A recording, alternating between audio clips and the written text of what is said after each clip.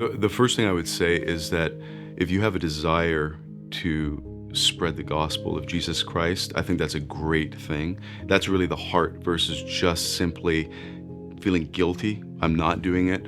But you so much believe in the message of Christ. You see the transformative power that it has in your own life. You just want to give him glory. I think one of the most helpful things is what Jesus says in John chapter 4.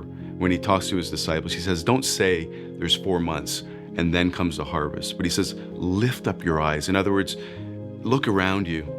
There's so many opportunities. You don't have to necessarily go internationally. Now there's a great need for missions in places where the Son of Righteousness has never risen with healing in his wings. So there's a great need for that. But all around you, your neighbors, increasingly, especially even here in America, people haven't really heard the gospel. I was just speaking to two young men just this past week. Both of them, they had heard about Jesus, but they had never heard the gospel. They had never heard what it means to become a Christian. They have never heard about their actual plight and where they stand with God. They're guilty before God. They need a Savior.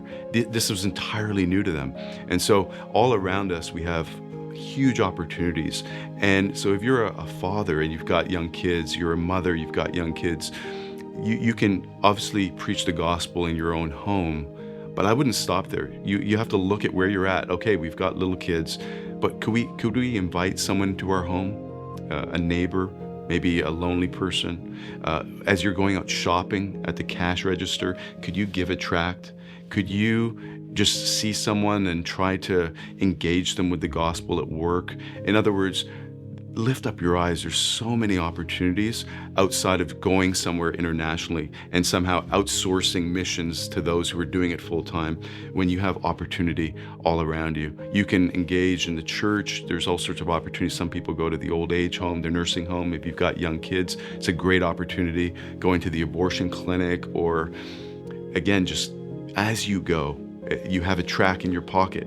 And one of the things I would say is that in the morning when you're praying, Lord, would you give me an opportunity today to talk to someone? I've been amazed that when I prayed that, the Lord answers that prayer throughout the course of the day, and I have this opportunity now to walk through this door. And it's a beautiful thing to bring the gospel of Jesus Christ to those, maybe not in India or in Turkey or in some remote part of the earth, but to a neighbor across the street.